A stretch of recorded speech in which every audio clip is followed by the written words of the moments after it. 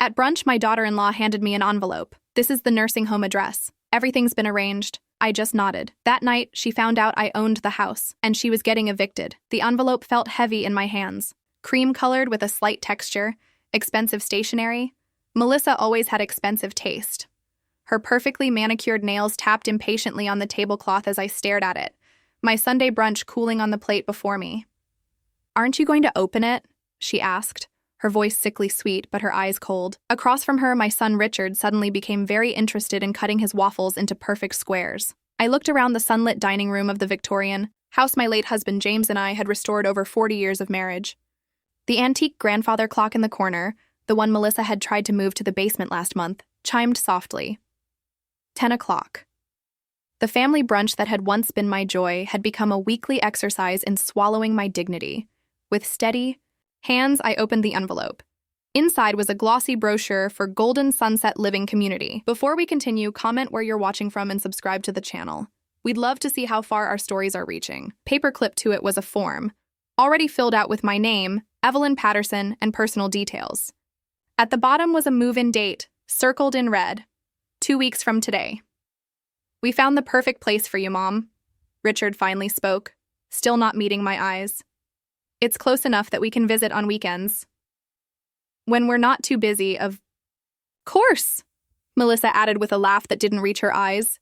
"They have activities, other people your age. You won't be so isolated." Isolated in my own home.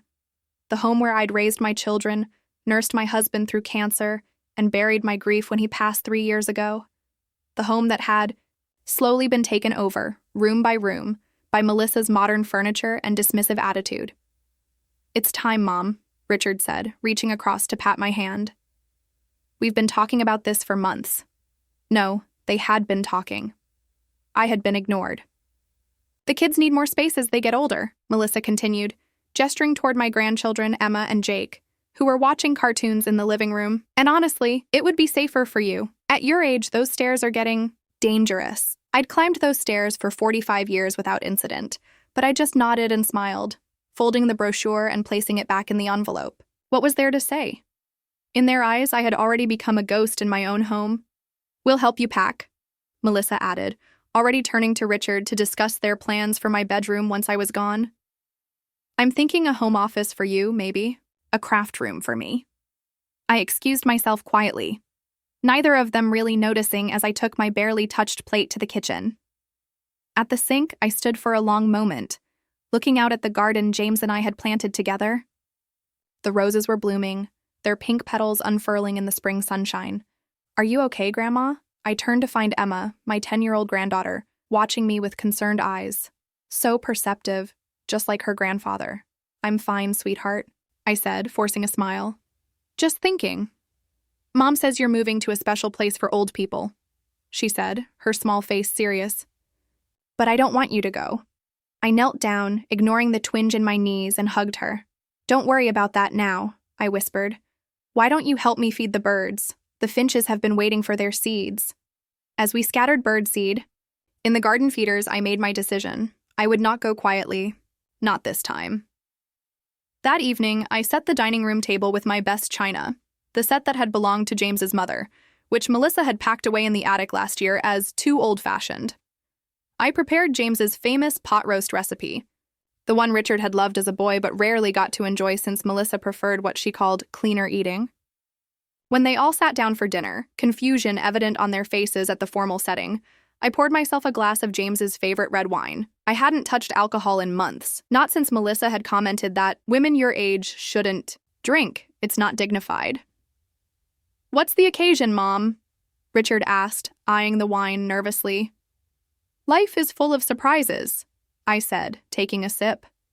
The rich flavor reminded me of evenings on the porch with James, planning our future.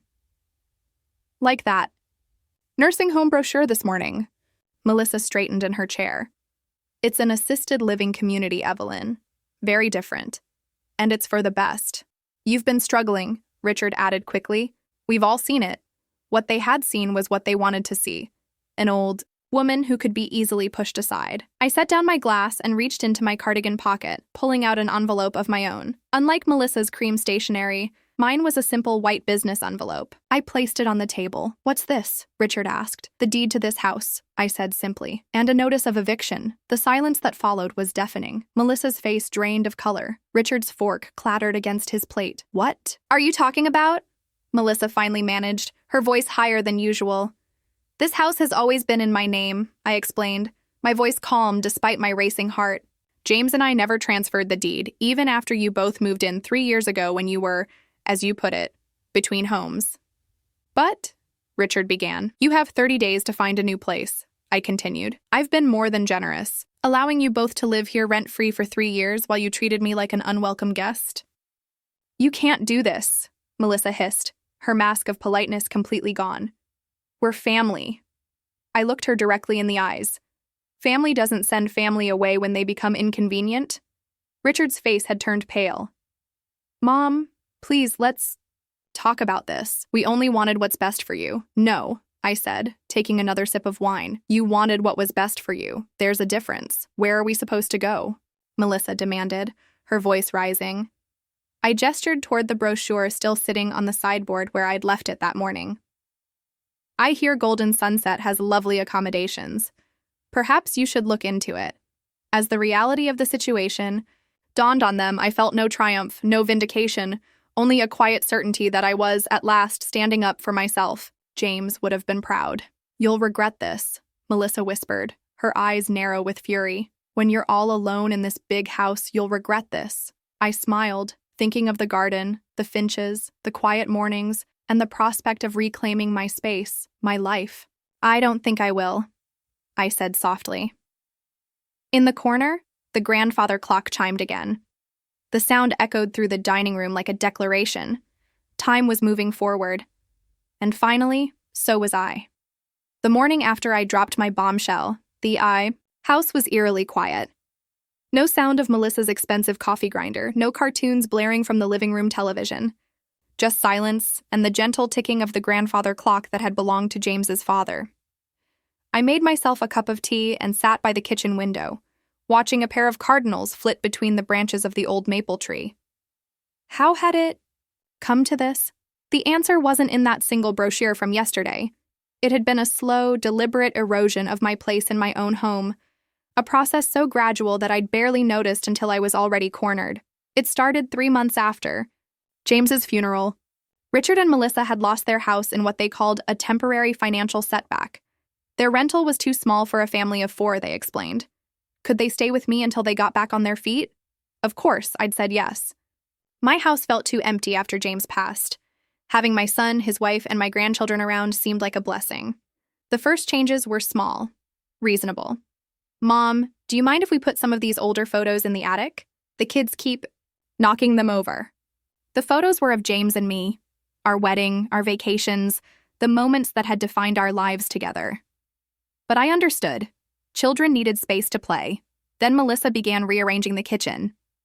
"You don't mind, do you, Evelyn? It's just more efficient this way. And honestly, some of these dishes are so outdated." My mother's china was packed away. James's favorite coffee mug disappeared. The spice rack he had built me for our 20th anniversary was deemed not modern enough and replaced with sleek glass jars with printed labels. 6 months in, they suggested I move to the smaller bedroom. "The master suite has more room for our things," Richard explained, not quite meeting my eyes. "And it's closer to the kids' rooms, for when they need us at night." I gave up my bedroom, the one where James and I had spent countless nights talking about our dreams, where I had held his hand during those final days of his illness. I took the small guest room at the end of the hall, the one that had once been Daniel's when my younger son still lived at home. Daniel. I hadn't spoken to him in months. Melissa had made sure of that, claiming his unstable lifestyle wasn't a good influence around the children. The fact that he had never liked her probably had more to do with it. By the 1-year mark, I was essentially living in one room of my own house. My belongings had been systematically moved, replaced, or discarded. Family dinner conversations happened around me, not with me. Plans were made without my input. "We're painting the living room gray next weekend," Melissa would announce, not ask. "We've decided to replace the garden beds with a play structure for the kids," Richard would inform me, already having made the arrangements. The garden beds James and I had tended for 40 years, gone in an afternoon while I was at my weekly hair appointment. When I returned to find them demolished, I cried for the first time since James's funeral. Richard awkwardly patted my shoulder. It's just progress, Mom. You can't hold on to the past forever. But it wasn't about holding on to the past. It was about having some say in my present. I became the unpaid babysitter, the cook when convenient, the housekeeper whose methods were constantly criticized. If I disciplined the children, I was undermining their parenting. If I didn't watch the children exactly as instructed, I was irresponsible. Emma doesn't eat gluten anymore, Evelyn. I told you this. You can't just feed her whatever you want. Mom, we had a system for the laundry. Why did you change it? Could you please not interfere when I'm talking to Jake? It confuses him to have different instructions. My voice grew smaller. My space grew tighter. My confidence eroded like a shoreline against relentless waves. The worst part was seeing my relationship with my grandchildren being controlled. Melissa would schedule their time with me, as if I were some distant relative who needed an appointment rather than the grandmother who lived in the same house. Grandma time is from 3 to 4:30 on Tuesdays and Thursdays, she would inform me. That's when I have my yoga class. When Emma would crawl into my lap with a book at any other time, Melissa would appear as if summoned by some alarm. Emma, honey, Grandma's tired. Let's not bother her right now. I was never tired when it came to my grandchildren, but slowly, they learned to keep their distance, except during designated grandma time. The final blow came 6 months ago when I overheard Richard and Melissa discussing my finances late one night. I had gone to the kitchen for a glass of water, and their voices drifted in from the dining room. Her pension and Social Security should cover most of the fees, Melissa was saying, and once she's settled in the home, we can look at selling this place. I don't know. Richard sounded hesitant. She loves this house. Richard, be practical. This house is too big for just us, and the maintenance costs are ridiculous. Besides, she'll be better off with proper care. Did you see how she forgot to take her blood pressure medicine yesterday? I hadn't forgotten. Melissa had moved my pills from the kitchen counter where I always kept them to a cabinet where I couldn't find them. I guess you're right, Richard finally said. We'll start looking at places next month. Something affordable but nice enough that we don't feel guilty. I stood in the dark hallway, my water forgotten as they planned away the remainder of my life as if I were a problem to be solved rather than a person with dreams and desires of my own. That night, I couldn't sleep. I stared at the ceiling of the small bedroom that was now my entire domain in the house James and I had lovingly built our life in. Something broke inside me, not in a way that left me weaker, but in a way that finally set me free. The next morning, I called James's lawyer, Herbert Collins. We had a long talk about the house, the deed, and my rights, and I began to plan. It took 6 months of quiet preparation, 6 months of smiling and nodding while they continued to dismantle my life piece by piece, 6 months of pretending I didn't know what was coming, until yesterday's brunch, when Melissa handed me that envelope.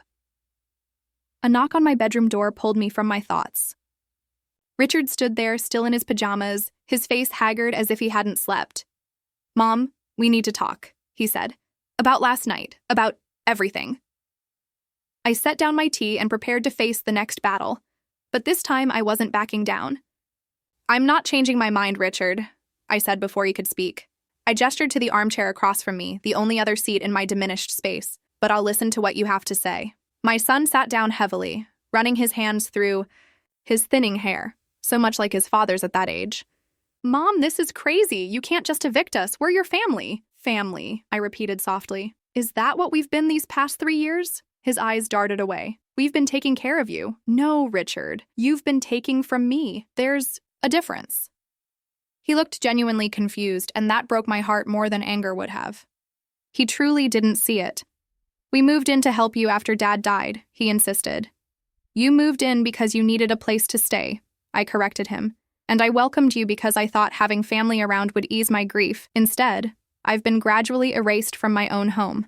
That's not fair, Mom, isn't it? When was the last time you asked what I wanted? When was the last time Melissa consulted me before changing something in this house? When was the last time I was treated as anything other than a convenience or an inconvenience, depending on your needs? He had no answer. Your father and I built this life together, I continued, my voice steady. This house holds 45 years of our memories, and in 3 years, you and Melissa have tried to wipe them all away. We were just trying to make improvements. You were claiming territory, I cut in. And now you want to send me away? So you can claim the final piece. Richard's face flushed. The nursing home is for your own good. You're getting older, Mom. You need care. What I need is respect, I said quietly. And if I can't get that in my own home, then it's time for changes. He left shortly after, muttering about talking to Melissa and figuring something out. I knew what that meant. They would strategize, looking for weaknesses in my resolve, planning their counterattack. Once alone, I went to my closet and pulled out a battered hat box from the top shelf. Inside was one of the few things I'd managed to keep from Melissa's systematic reorganizing, my old diary and a bundle of letters tied with a faded blue ribbon. I sat on my bed and opened the diary to a random page from 20 years ago. James surprised me with tickets to the symphony tonight. He remembered how much I loved Dvořák when we first met. After all these years, he still sees me, the real me, not just his wife or the children's mother, but Evelyn, the woman who once dreamed of playing cello professionally. He sees all the pieces of me and loves each one. Tears pricked my eyes.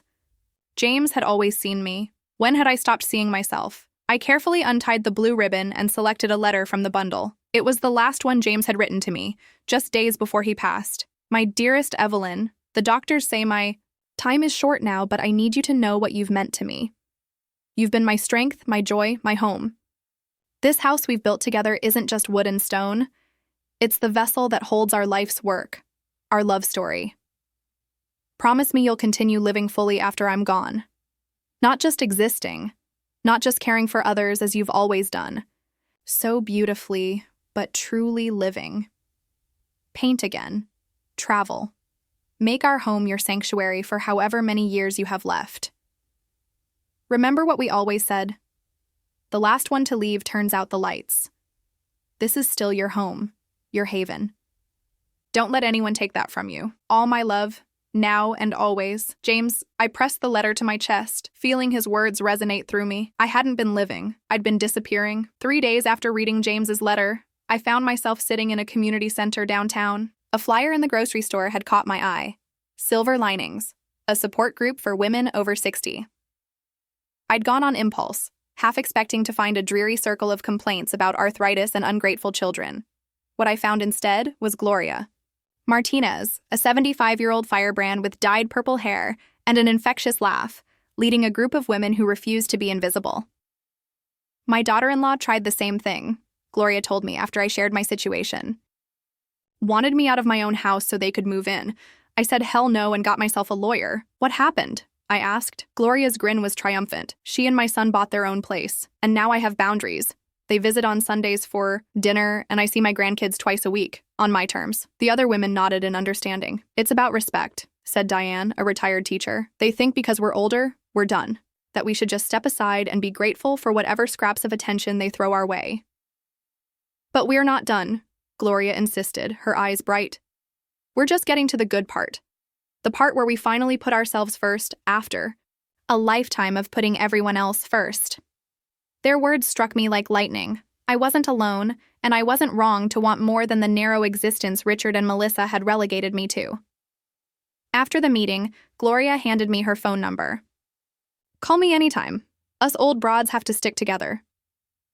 For the first time in years, I felt something new stirring inside me. Not just anger or hurt, but something stronger. Possibility. That evening, as I walked through the front door, Melissa was waiting, her arms crossed. Richard told me about your little ultimatum, she said, her voice clipped. You can't be serious. Looked at this woman who had systematically dismantled my life and felt oddly calm. I've never been more serious about anything. Her face hardened. You won't last a week alone in this house. You need us. No, Melissa, I replied, thinking of Gloria's purple hair and fearless laugh, of James's letter urging me to live fully. I don't think I do. I stepped around her and headed upstairs, my back straight, my steps sure. For the first time in 3 years, I felt like I was walking toward something, not away from it. In my room, I opened my old sketchbook, another treasure salvaged from Melissa's purges. The last drawing was dated just before James got sick. I picked up a pencil, sat by the window, and began to sketch the cardinal pear in the maple tree. My decision, was made, I would reclaim not just my house, but myself. The war began at breakfast. "Mom, we need to discuss this rationally," Richard said, his voice carefully measured as he poured his coffee. Melissa sat beside him, her face a mask of concerned sympathy that didn't reach her eyes. "I'm being perfectly rational," I replied, buttering my toast. "The notice gives you 30 days, which is more than generous considering you've lived here rent-free for 3 years. Melissa's mask slipped. "After everything we've done for you, what exactly have you done for me, Melissa?" I asked quietly. "Packed away my memories? Relegated me to one room? Planned to ship me off to a facility without even consulting me?" Richard placed his hand over his wife's. "Mom, you're obviously upset, maybe even confused. This isn't like you." And there it was, the first salvo. My competence questioned, my mental state subtly undermined. "I'm neither upset nor confused," I said, meeting his gaze steadily. "I'm finally seeing things clearly." Their tactics shifted throughout the day, alternating between guilt, concern, and barely veiled hostility. "The children will be devastated," Melissa said as she chopped vegetables for dinner. "They need stability. Think about what Dad would want," Richard tried later. "He wouldn't want his family torn apart." By evening, the gloves came off. "We've spoken to Dr. Winters," Richard announced as I sat in the living room with my sketchpad. "He agrees that your behavior suggests cognitive issues that should be evaluated." I set down my pencil. "You called my doctor behind my back?" Melissa stepped forward, her voice dripping with false concern. "We're worried about you, Evelyn. These sudden decisions, this paranoia. It's not normal. There's nothing wrong with—" "My mind," I said, anger rising. "And Dr. Winters can't discuss my health with you without my consent. He made an exception given our concerns," Richard said. "He suggested we schedule some tests." I stood up, gathering my sketching materials. "I'll speak with Dr. Winters myself tomorrow. And I'll be changing doctors after that conversation." "See?" Melissa whispered loudly to Richard. "Paranoid. Irrational." I walked upstairs without another word, but my hands were shaking. I should have expected this, the oldest trick in the book. Make an older woman seem incompetent, unstable, unable to care for herself. The next morning, I called Dr. Winters' office. His receptionist was horrified when I told her what had happened. "Mrs. Patterson, I can assure you, Dr. Winters never spoke to your son or daughter-in-law. That would violate HIPAA regulations. And for what it's worth, your last checkup showed you in excellent health, both physically and mentally." One lie exposed. But Richard and Melissa were just getting started. That afternoon, I returned from grocery shopping to find Emma in tears on the front porch. "Grandma," she sobbed, throwing her arms around my waist. "Mom says we have to move because you don't want us anymore." My heart constricted. "Oh, sweetheart," I said, kneeling despite my arthritic knees. "That's not true at all. I love you and Jake more than anything." "Then why are you making us leave?" Her little face was streaked with tears. I chose my words carefully. "Sometimes, grown-ups need their own space, but that doesn't change how much I love you. You'll always be my precious granddaughter." Behind Emma, I saw Melissa watching from the window, her expression cold and calculating, using a child as an emotional weapon. I hadn't thought even she would stoop so low. That evening, I called Gloria from the privacy of my room. "They're trying to make me look incompetent," I explained, keeping my voice low. "And they're using my grandchildren to manipulate me." "Classic moves," Gloria replied. "My son tried claiming I was showing signs of dementia when I wouldn't add his name to my house deed." "What did you do?" "Got a neuropsychological evaluation that proved I was sharp as a tack, then had my lawyer send it to him with a cease and desist letter." She chuckled. "He shut up pretty quick after that." "I don't want to take it that far," I sighed. "Richard is still my son, and he's counting on that," Gloria said gently. "He's counting on your love being stronger than your self-respect." Her words stung because they were true. The following day brought a new tactic. I answered a knock at the door to find Sarah Bennett, an old friend from church whom I hadn't seen in months, not since Melissa had told her I was too tired for visitors without consulting me. "Evelyn, I came as soon as I heard," Sarah said, her face creased with worry. "Richard called and said you've been behaving erratically, making strange decisions. He's so concerned." My stomach dropped. They were reaching out to my social circle now, spinning their narrative. "Sarah," I said, inviting her in for tea, "let me tell you what's really happening. For the next hour, I explained everything: the slow erosion of my place in my own home, the nursing home plans, the eviction. Sarah's expression shifted from concern to outrage. That's elder abuse, Evelyn, she finally said. Emotional abuse, at minimum. I hadn't thought of it in those terms, but she was right. What can I do? Sarah asked, squeezing my hand. How can I help? Just knowing someone believes me is enough, I said, fighting tears of relief. That night, I received a text from my younger son, Daniel. We hadn't spoken in almost a year, not since Melissa had claimed he'd insulted her at last Christmas's dinner. Mom, Richard called me. Says you're having some kind of breakdown. What's going on? I took a deep breath and called him instead of texting back. When he answered, I told him everything, my voice steady despite the emotions churning inside me. There was a long silence when I finished. I knew something wasn't right, Daniel finally said. Every time I tried to visit, there was some excuse. Melissa always answered your phone. Your emails sounded different. She's been isolating me, I said, the reality of it hitting me anew. Controlling who I see, who I talk to. I'm coming over tomorrow, Daniel said firmly. And Mom, I'm on your side. For the first time in days, I felt the knot in my chest loosen slightly. I wasn't alone in this fight. When I went downstairs the next morning, Richard was waiting, his expression grim. Mom, we need to talk about your will. My will? I repeated, pouring myself a cup of coffee with deliberately steady hands. That seems like an odd topic for breakfast. Richard shifted uncomfortably. It's just, with everything going on, we should make sure your affairs are in order. I took a slow sip, studying my son over the rim of my cup. The boy I'd raised was still in there somewhere, beneath layers of Melissa's influence and his own misplaced priorities. But the man sitting before me now was a stranger, calculating and wary. My affairs are perfectly in order, I said finally. Herbert Collins has been managing my will and estate planning for decades. Herbert is ancient, Richard scoffed. We have a much better attorney, more current.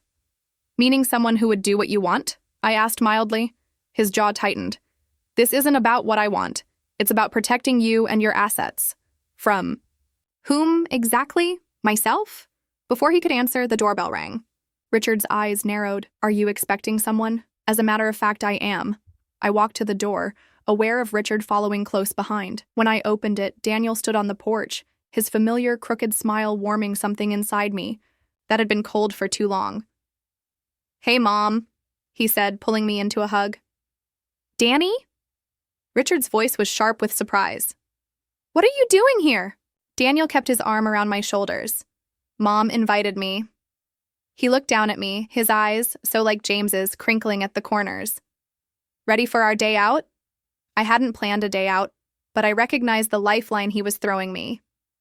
Let me grab my purse. As I passed Richard in the hallway, his expression was thunderous. We weren't finished talking. Yes, I said firmly. We were. In Daniel's car, I finally let out the breath I'd been holding. Thank you for that. Anytime, he said, glancing at me as he drove. Where to? I considered for a moment. Somewhere Melissa would never go.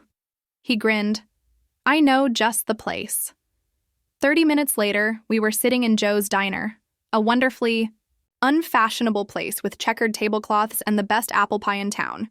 As we shared a slice, I told Daniel everything that had happened since James died. The slow takeover of my home, the isolation, the nursing home plans. I should have seen it, he said, his expression darkening. I knew something was off when Melissa kept making excuses about why I couldn't visit, said you were tired or busy or not feeling well. She didn't want witnesses, I said quietly, to what they were doing to you.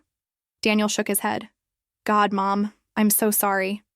You're here now, I said, reaching across to squeeze his hand. That's what matters. After breakfast, Daniel drove me to Herbert Collins's office. The elderly lawyer welcomed me warmly, his sharp eyes taking in Daniel with approval.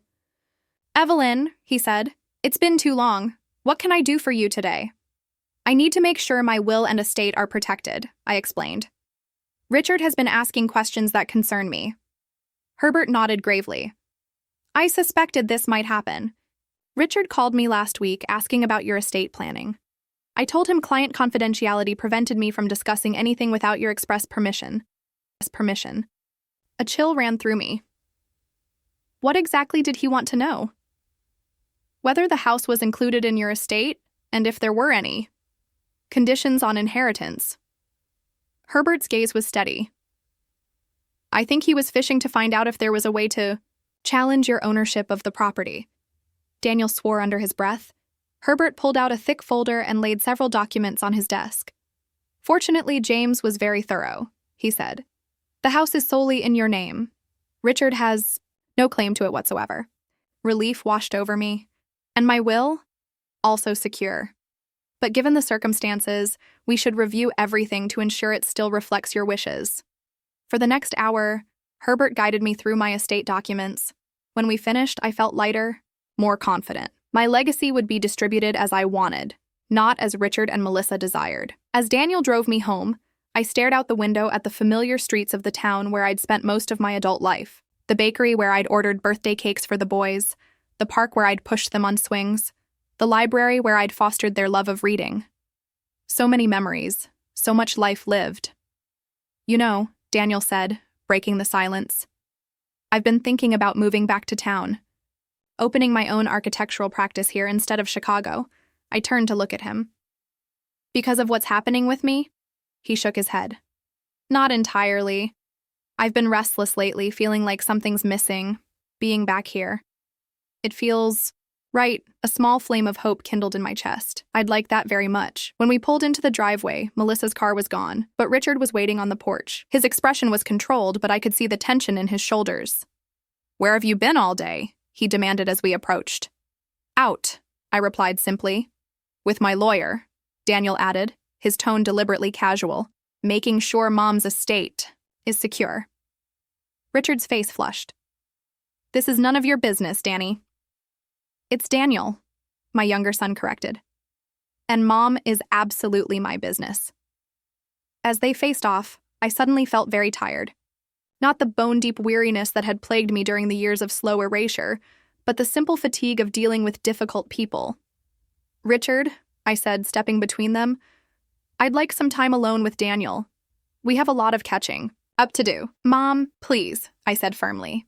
This is still my house. Something in my tone must have reached him, because after a moment he nodded stiffly and walked to his car without another word. Inside, Daniel and I settled in the living room, the same room where Melissa had removed every trace of James, replacing our comfortable old furniture with sleek, uncomfortable pieces that matched her aesthetic, but not our lives. I've been thinking, I said, looking around at the sterile space that no longer felt like home. When this is over, I want to reclaim this house, make it mine again. Daniel smiled. I know a pretty good architect who could help with that. For the first time in years, I found myself planning for a future that felt like my own, not just existing, in the margins of someone else's story, but writing my own next chapter. That evening, as Daniel and I pored over old photo albums I'd rescued from the attic, the doorbell rang.